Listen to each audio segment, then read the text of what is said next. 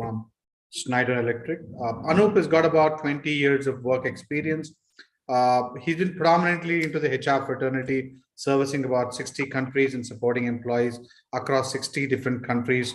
He's been engaging with employees in talent management and talent acquisition, in organization design and strategy. He's been predominantly the technology space, but prior to technology, he's been with engineering and the pharma industry as well.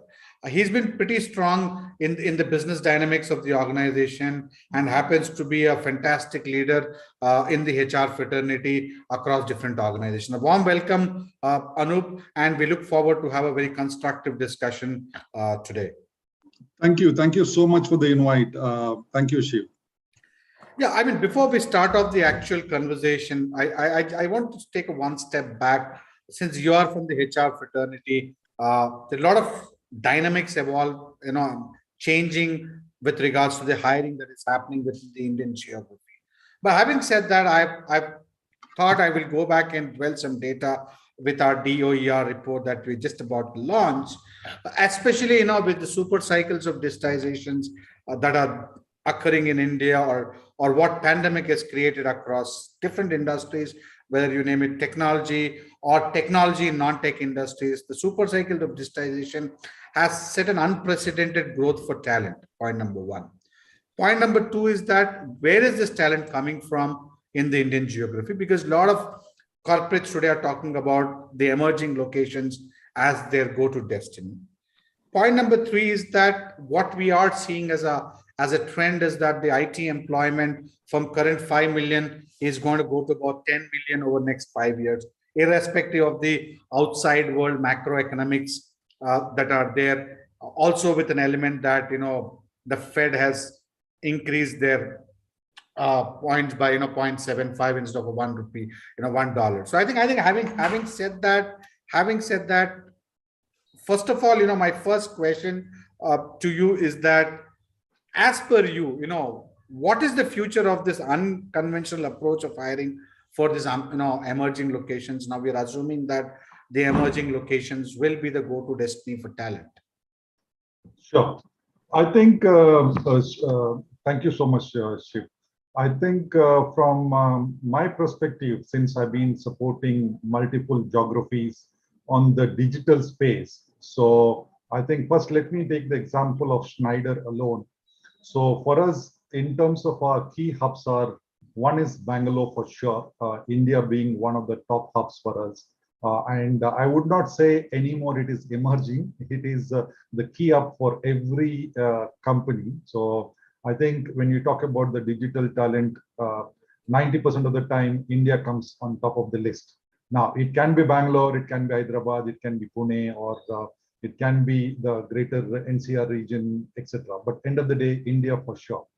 So that's for me, I would not call it like developing economy kind of a thing, which if somebody says for India, I would say yes.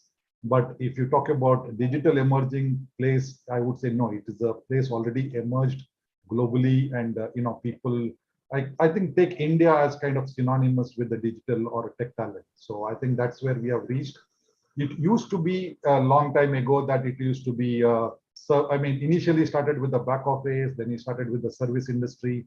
I think all of them have gone and we are playing the key role now in terms of the digitization, digital side of the house. I think India is on the top of it. I think there is no second thought about it. Having said that, still, I would say MNCs have their centers in other parts of the world. For example, for Schneider, apart from Bangalore, we also have Beijing and Shanghai in China, which primarily supports China as a region or the greater China. But I think that's another focus for us. But they don't do so much for China for global, it's China for China. And then we have the third hub, which is if you look at Europe, either normally it is Poland, Hungary, or the other emerging hubs in Europe. For Schneider, we have taken Barcelona as a hub, as an exception to the Poland, whereas we found probably, from an attrition point of view, from a long-term point of view, from a stability point of view, digital talent point of view, we felt that Poland has to kind of emerge a little more. And for us, Barcelona was making more sense from the study what we had. and the stability aspect if you add it to it. So the Barcelona is a key up for us. But I know that other companies leverage Poland or Hungary as well. We do have a center in Hungary as well, but a small one. Now, if you focus from, let's say, Europe to US, I think for us, Mexico is the key hub, which is supports the entire NAM region, which is Canada, US, Mexico, and other smaller countries there. In Mexico, many people have centers in Mexico City. Schneider has taken a decision to have it in Monterrey, which is another city in Mexico. And I've seen many companies, including Indian service companies, have centers in Monterrey to cater to the North American needs. So I would say these are our major hubs, and from my perspective, of course, there are other countries like Singapore, etc., which people utilize. Sometimes we have a small center in Philippines as well, which is, I would say, from Asia point of view. But I think for Philippines, for us, we didn't make it a hub per se, but I think the company we acquired had some center in Philippines, and we are continuing with that. I would not say we are growing a lot there, but I think that's. No, sorry to cut across. I would like to interrupt here. See, we have seen in India. I would like to restrict myself to the Indian geography. Okay, sure. Schneider as an organization today, or any corporate for that matter, we have seen close to about what we are seeing the trend in India. We've worked close to about 15 lakh graduates, 15 lakhs engineers passing out of India every year. We've got close to about 150 lakh graduates passing every year. We see that the emerging locations within the Indian geography, just to name a few, it could be Coimbatore, it could be Cochin, Ahmedabad, Chandigarh, Indore, few locations like this. How do you think they're going to substitute the Tier 1 cities? Point number one. I would like to break this question into three parts. The first question is, how do you think they're going to substitute to the Tier 1 cities? Point number two is that, do you think that the skills what today the corporates are looking will be able to find in the Tier 2 locations or the emerging locations that we're talking about? And the most important thing is for the job aspirants, whether it is a fresher, a graduate, or an engineer, or a mid-level or a senior level software engineer. What is the message for them, especially with regards to corporates like you, from an emerging location point of view, with regards to the job search? Yeah, so I think just to add there, Shiv, that again, it's always the demand versus supply, right, in the market. And at this point of time, we are saying that, okay, there will be a somewhat equal ratio of demand and supply, but I still don't see the studies which I have from Gartner and others still suggest that it is still, the demand is more, the supply is less on the digital skill side. So when that happened, plus you add COVID to that, and people work from home, people work from their natives, people work from the remote places. And to be honest, the business continued and probably at same or better productivity versus working in the Tier 1 cities. So from that point of view, when we are asking people to come back to office, I'm not talking about Schneider here, but in general, from my colleagues in the industry, there are almost 50% of the people are kind of back to office or doing a more of a hybrid, coming once or twice a week or something similar in nature. Whereas the rest of the, I would say 20-30% maybe are in a process of coming back to the cities, but there are still people who feel they can continue to do what they want to do from the remote places. That's why if you see in the news, many companies have opened Tier 2 cities, so that if not in the city, but at least in the Tier 2 cities, people are able to come to office. Because from a people perspective, sometimes if you're working 100% remote, how do you develop a culture? How do you develop a sense of belonging? It looks like more like a gig economy, right? That you go, you work from anywhere you are, and there is no connect with the company. How do you build up, bring So that's from a HR point of view, from a technology point of view, do you really think that the talent will be available from the emerging markets? I think people have to go to the other cities as well as we move forward. If you depends again on the number of people you need a small number of people. Yeah, you can say that I need it here, I need it with this. But let's say you need a large number of people. then I don't think we'll have any choice than going to the tier 2 cities, which we talked about, Coimbatore or Cochin, Cochin or Ahmedabad or Chandigarh or Indore. Chandigarh or whatever. So I think there will be others which will come up as well in other cities. I personally feel as we move forward. And again, if you see gig economy is growing at a big pace as well. As soon as that grows, Shiv, that we will have people in other cities as well. Well, I'll take one step back again. I mean, it's good to hear that industry leaders like you are giving a good news that the emerging locations will be the future.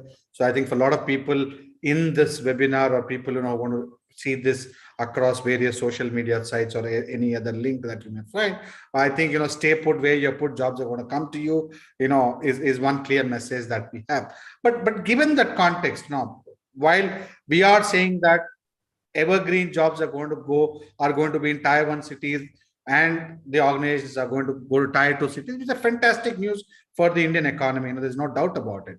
But having said that, if you look at the tech stack, the ever evolving tech stack, at least while I was studying 20-25 years back, what Foxbase has become Fox Pro. Fox Pro has become Visual Studio.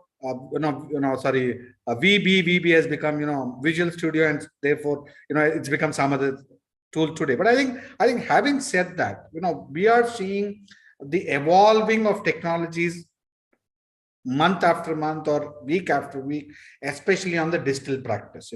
Today you see data science, data analytics, data engineering, DevOps, artificial intelligence, RPA, full stack, UI, UX. I mean, the combination of skills are so many. From a HR point of view, purely from outside our syllabus of an agreed question, because I'm very curious to know this, that how do you think that the emerging talent should focus on how they should be employed with the ever changing technology stack? I think the learn every day is the only option, and I think in digital, I think things change so fast, and every new technology comes in so fast. But what I've seen is it is not drastically completely different. If you have a good foundation, I think gaining those skills, learning those new things, I've not seen so difficult, specifically for an Indian perspective. Again, since I'm doing a global role, I'm just giving you a little bit of the global perspective here. What I've seen is that Indians are extremely fast in picking up technologies. By the time some of the people in Europe, they will make a decision whether we should learn the new technology, should we do this, should we do that, I think people would have picked up in India, and they would have moved into a new technology, because if they don't move constantly, I think they will be redundant. So I think as we move forward, the pressure of making you marketable will make you learn different technologies. It may be similar area, like people who were doing Tableau or basic data work. Now they're doing advanced data work, or they are moved in as a data scientist, etc. Right?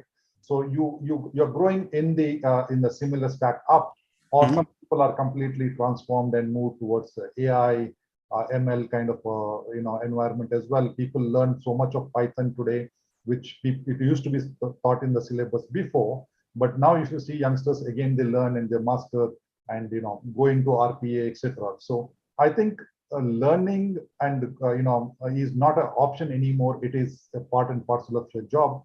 It's not that once you finish your engineering or master's or PhD, you can say, oh, I finished my studying, right? So it's an everyday process. And if you see, many of the companies have kept learning every day as a value. But tell me one thing, sir, while it's very encouraging that leaders like you are saying that jobs are going to come to tier 2 cities, talent needs to be ready, get that skills, what is required for the corporates, which is I mean, it's a very exciting news for organizations like us, especially who are into sourcing talent.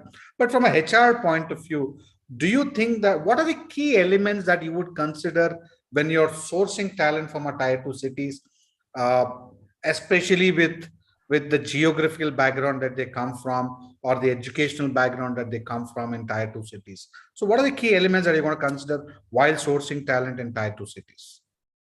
I think if you look back a few years back, again, I'm looking back, tier 2 cities were considered more for, cost optimization, little bit low end activity, like the way the things came to India, which I mentioned earlier.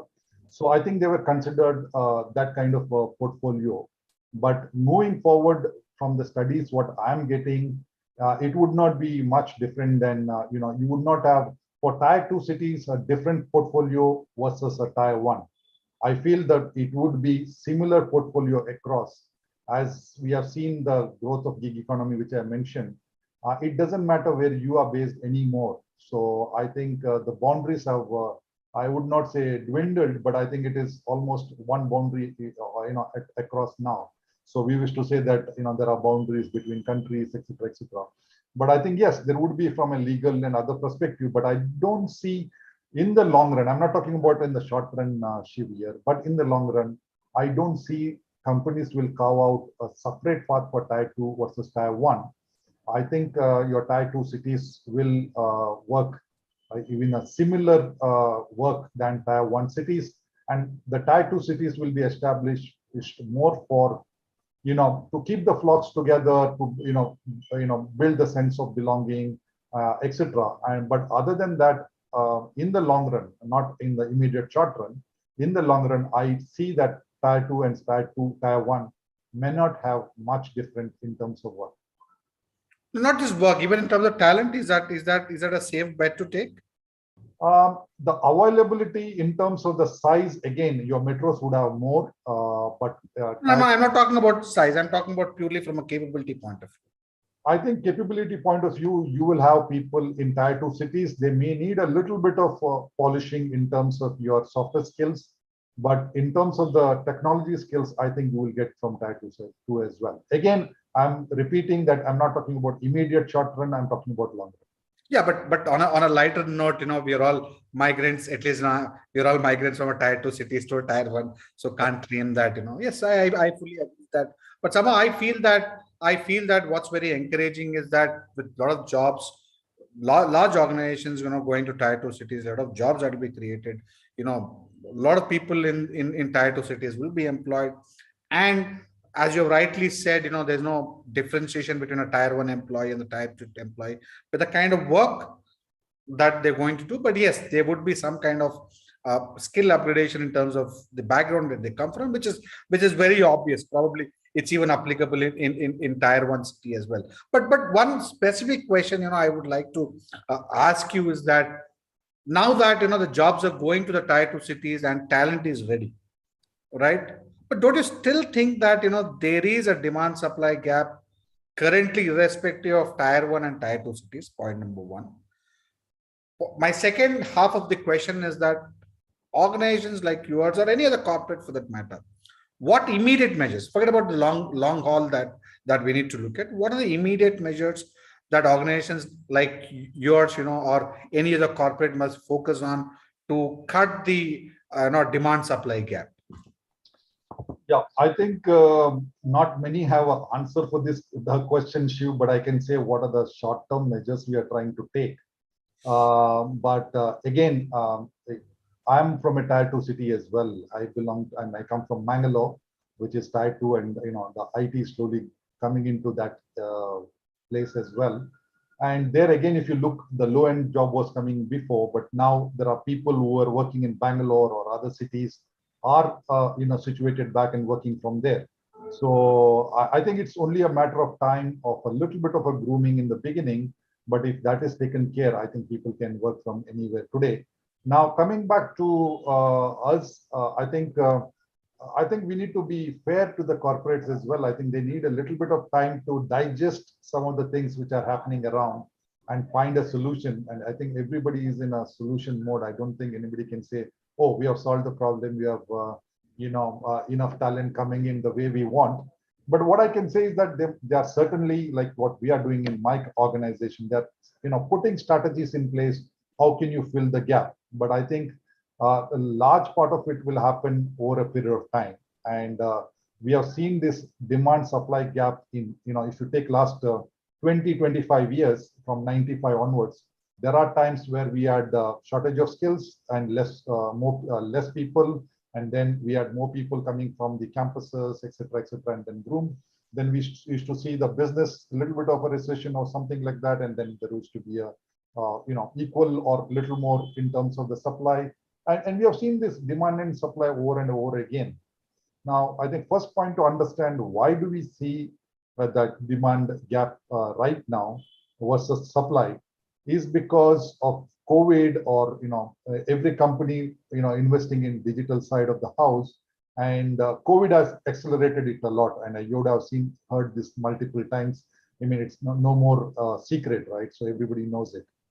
So during this time when everybody had to work from home and still have the same productivity, I think that's where it has accelerated the past, space of digital. So we do have a shortage of talent, but I believe this will be again, it will bridge the gap, and in down the line, sometime in the short run, it would equalize.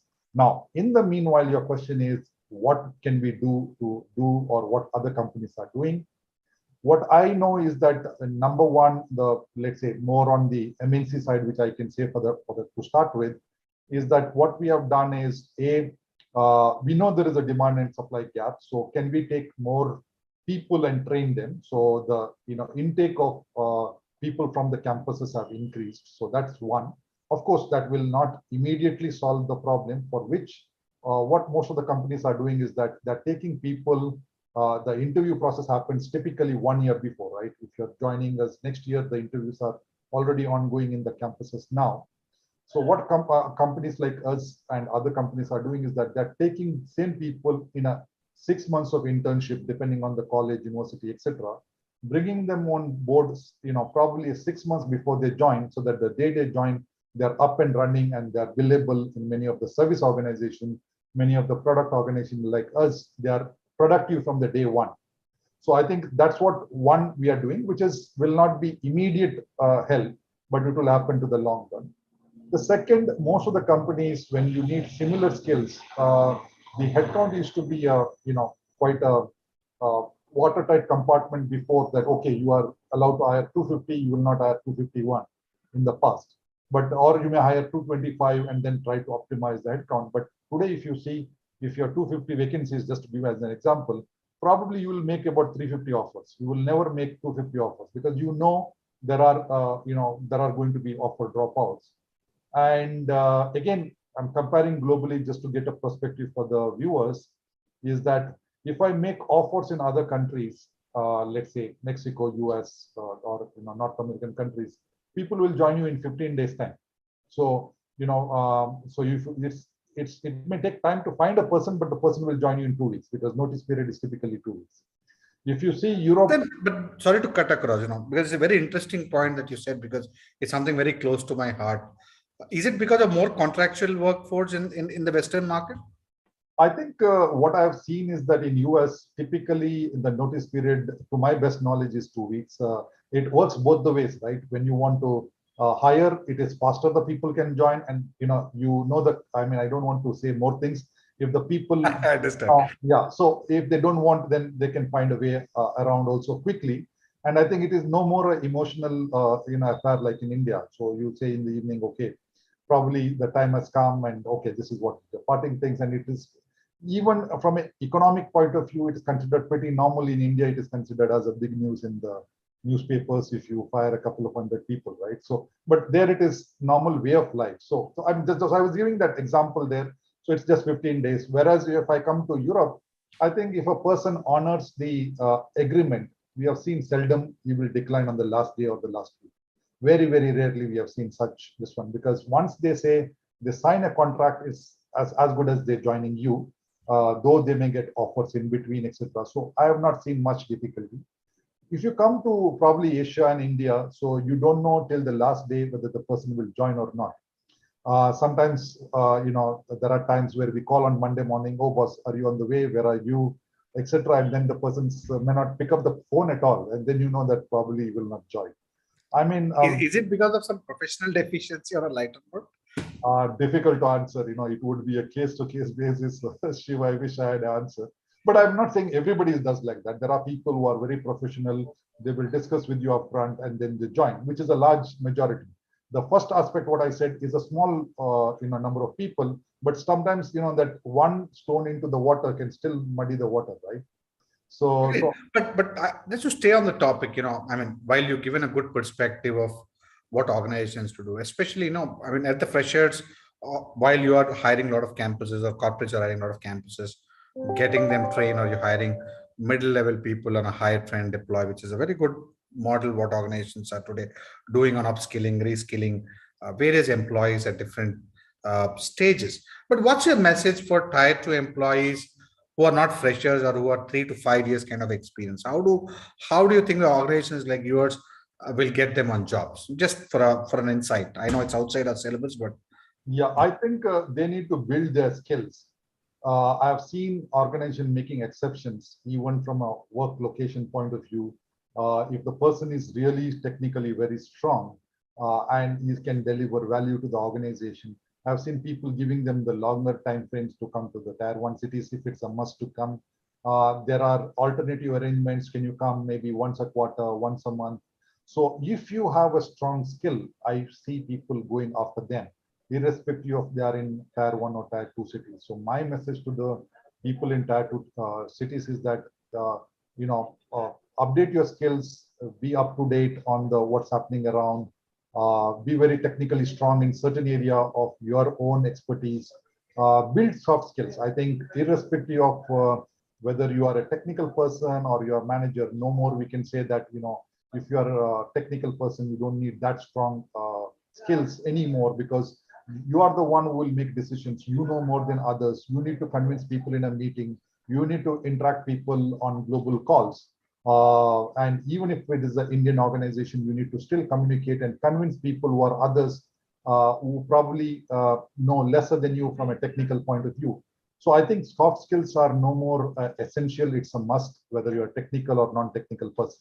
So, many a times we used to say in the past, okay, if you're a technical person, fine, we will be able to utilize your technical abilities, but I think soft skill is a must as well. So update your skills would be my, key message.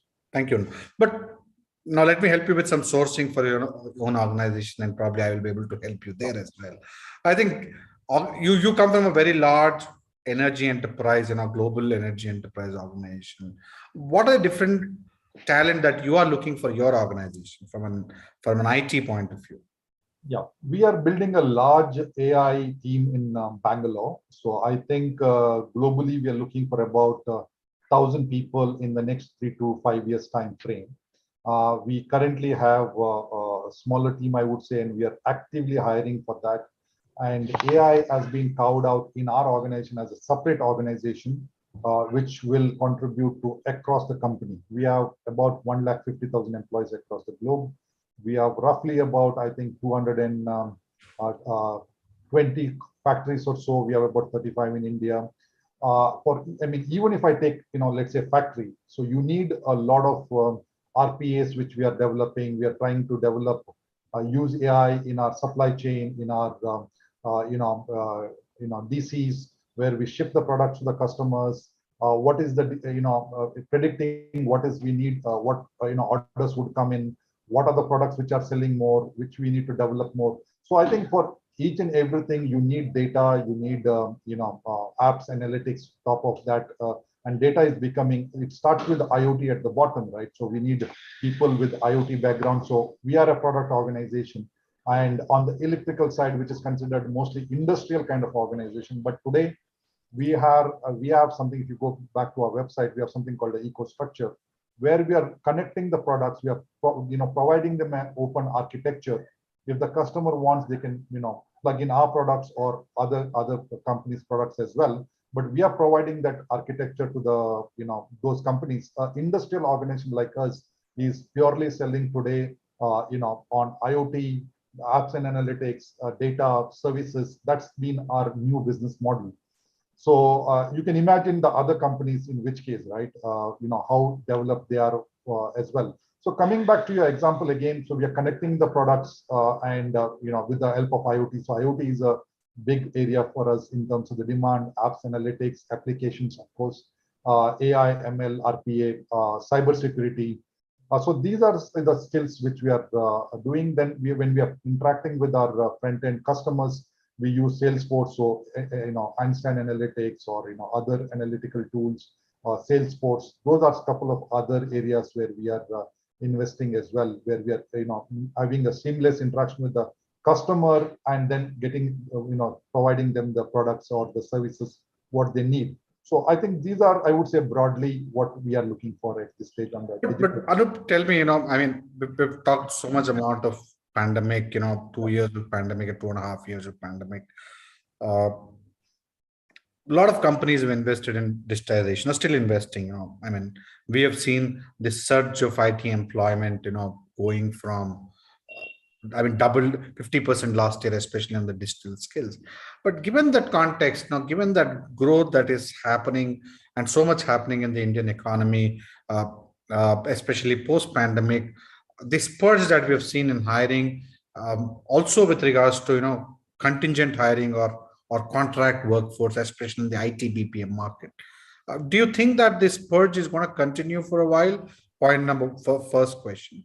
And what is the primary reason, apart from everybody talking digitization, what is the primary reason for this contractual hiring upsurge in the Indian geography? I know while Schneider hires a lot of people on the contractual side, while I know that. So just wanted your perspective from an IT staffing point of view.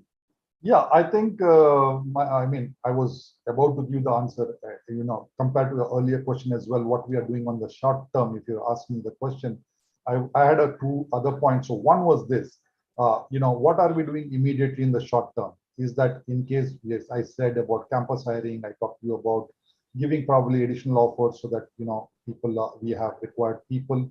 The third point, what I was about to say at the time is the contractual hiring.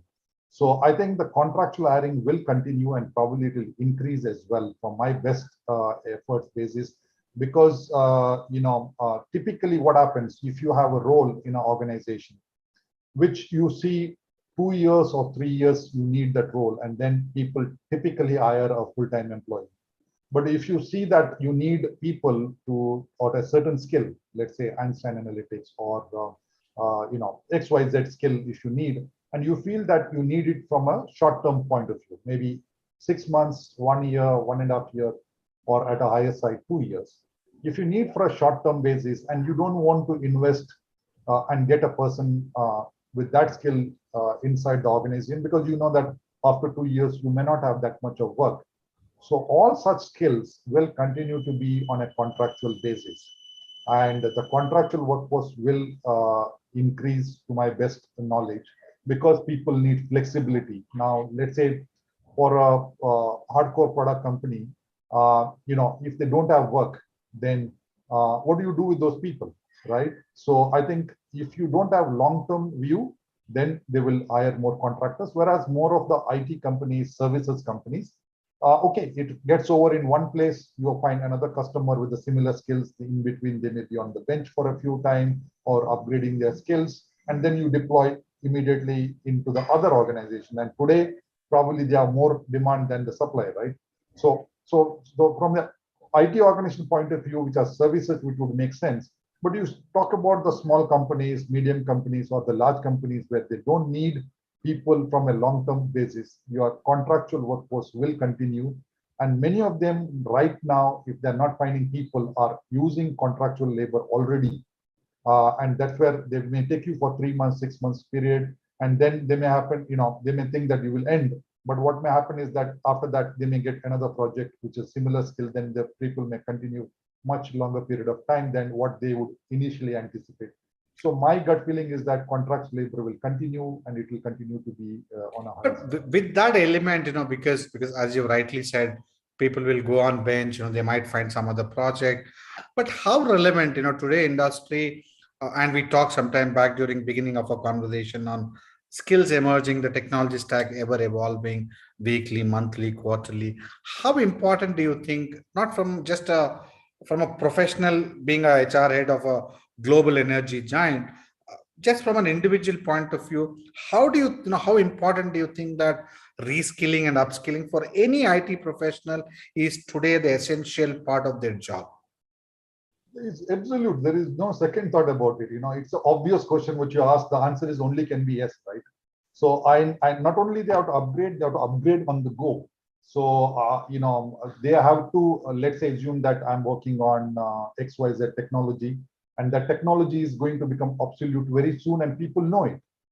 It's not that people are not aware of it. So you talked about a couple of your past experiences, softwares which you are using. They are no more there in the market. And today, when they are working, they know that it is the next level is coming, and they are need to upgrade.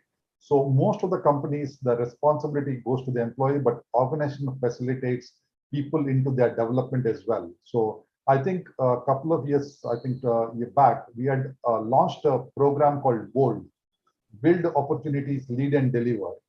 That was the name, but it is purely was a cultural program, culture building program where we could change the mindset of the people to understand what is coming in, where they are, is it becoming obsolete, how can they market themselves internally, how can they build. And we spent a lot of money to build this program. It's purely a cultural program. We did it at the time just to change the mindset of the people to understand where they are. So I think yes, it has given us a very, very good return, I would say. The program was conceived along with the business leader. We built it, and people understood, and then they had to develop. They worked on cross-cultural projects, etc., etc. At that time. Now, what happens is, organization like us, we have something called the OTM, which is Open Talent Market.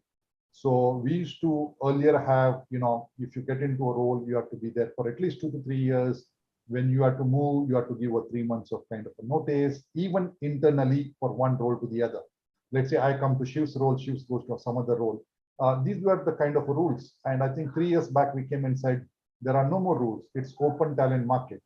The rules would apply to you as if you would leave Schneider. You would not look for, oh, I've completed only 6 months. I'm not happy. I'm moving to another role, right? So it's like that. So no more you have to work in a certain role for all the 2 years, 3 years. So those rules are removed. The transition rules are removed. So it is mostly people to decide and then move to the new role. Just to build skills, what we have done is that in the same platform, we are using the Israeli company platform, with the AI enabled in it.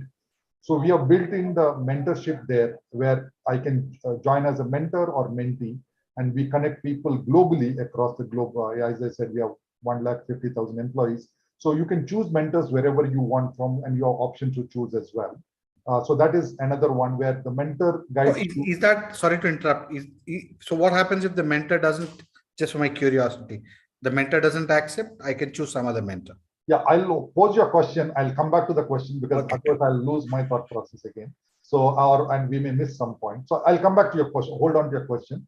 So I think so the mentors have increased globally and the mentees have increased. So that has been done. Then we have started third level is that, the international projects. It can be national also, it can be international also. So for example, Shiv has some good ideas and he wants to work on around it, but he doesn't have people.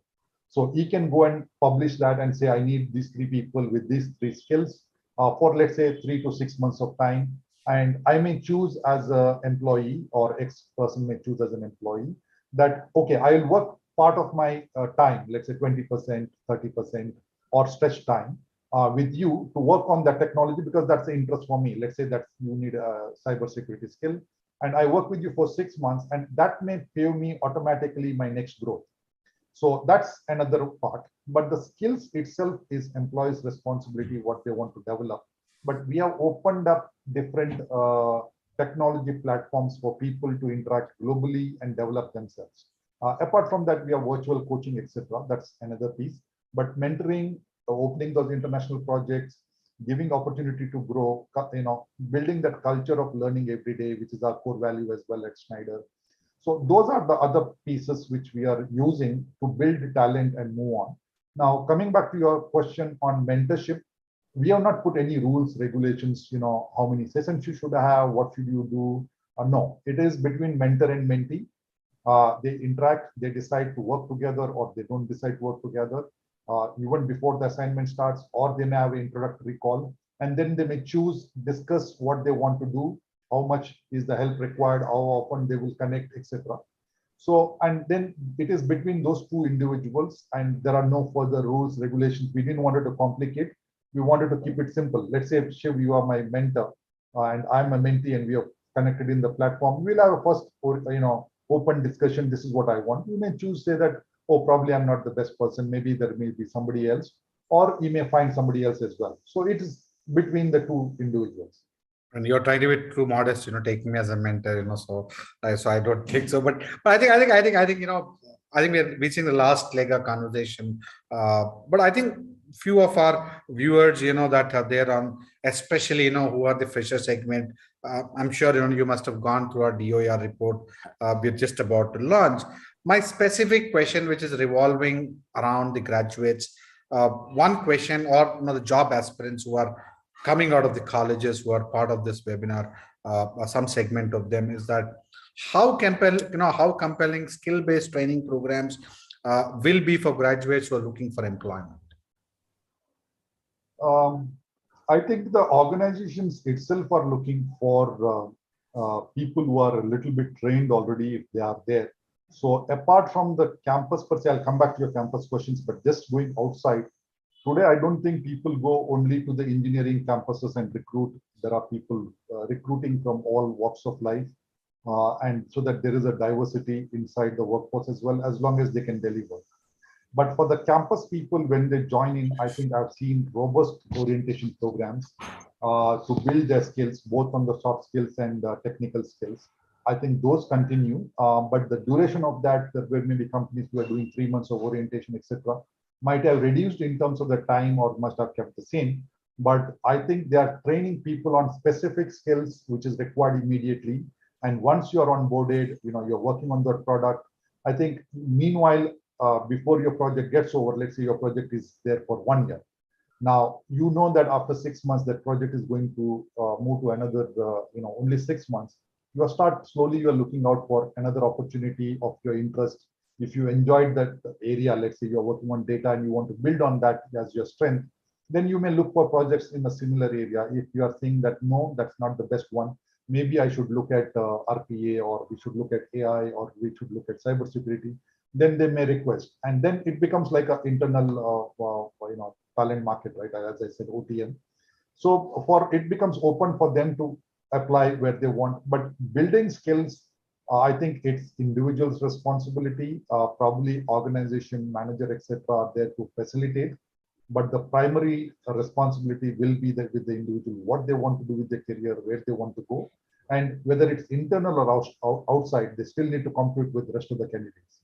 So I have worked with the company for about 17 years. This is my 8th role. And each role, when I had taken, there were internally people who had applied for this role, and there were externally people also applied for this role. And at the end of the day, the best person wins the opportunity. And if you are internal employee, you have a little edge over the external candidates. But end of the day, internal or external, you need to compete with the rest of the people.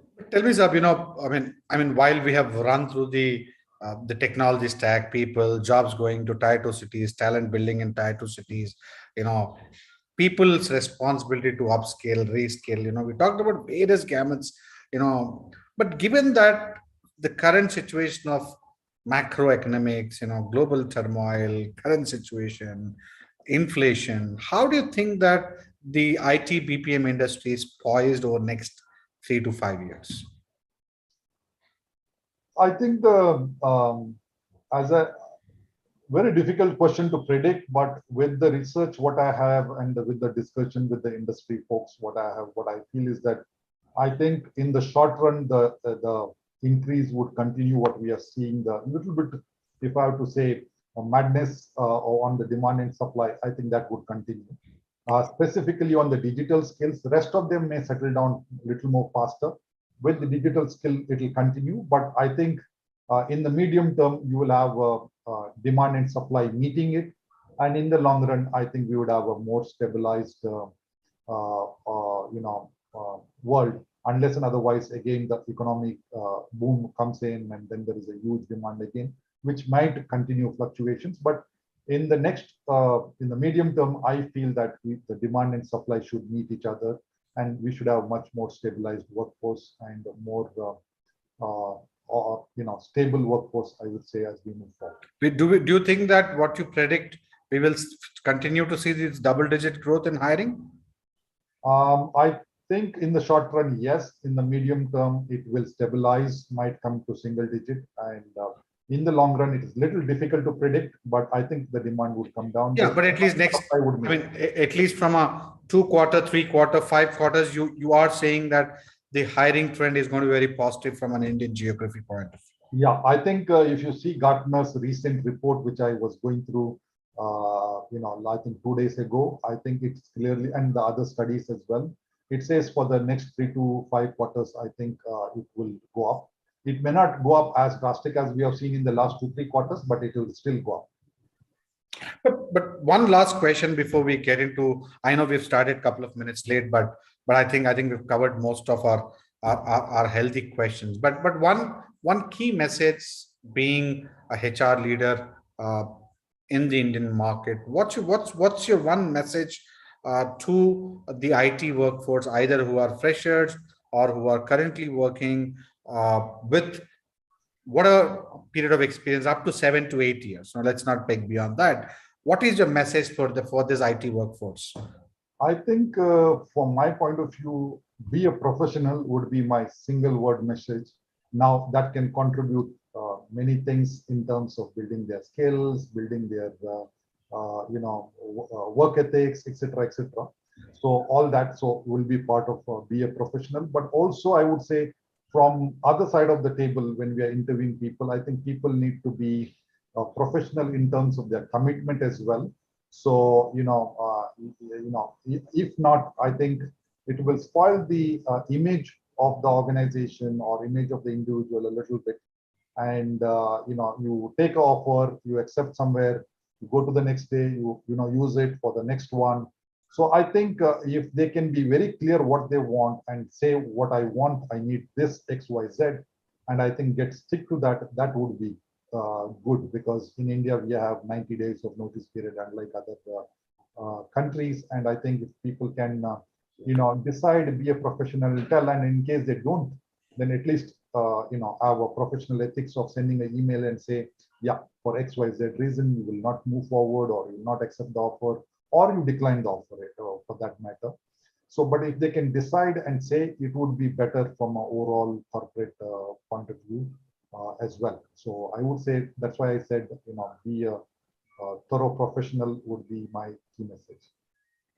Thank you so much, sir. Anup, I know we have taken 7 minutes covering the loss of joining late, but I think I will take a couple of questions, before we end the session. So one of the interesting questions that has come is that today what the Indian employment or the corporate segment is looking a lot of talent from tier 2 market. What percentage do you think that will contribute to jobs? Now, assuming that you have 10 graduates, how many people will land jobs out of the 10 graduates in tier 2 cities? Difficult for me to say, Shiva. Difficult. I don't want to pick a number here. It would again based on the different, the business needs of the organization. So it would be a difficult question to put a percentage for the tier 2 cities. But as I said, that as we move forward, you will see only the tier 2 cities growing. I feel work from home also will grow. So it doesn't matter whether you're in tier 2, tier 3 cities. So that will also open up as we move forward in the long run. That's what I know.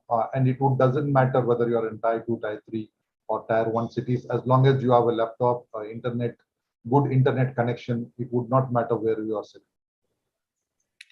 All right, so we have one more very interesting question coming in just before I think this will be the last question that we will take in the interest of time. I know I've taken beyond 10 minutes of your time. How do you think the academia needs to build curriculum for future jobs?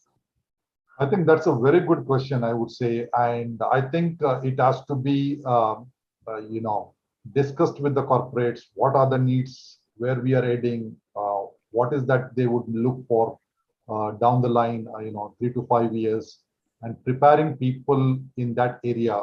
I would say it would be necessary. Having said that, the foundation skills, what they are building today, I think if they can build it stronger, we still see when we hire freshers, etc., we don't need to, they don't have to know everything, but at least they need to know strong fundamentals, which I feel day by day, it is not being that strong what it used to be.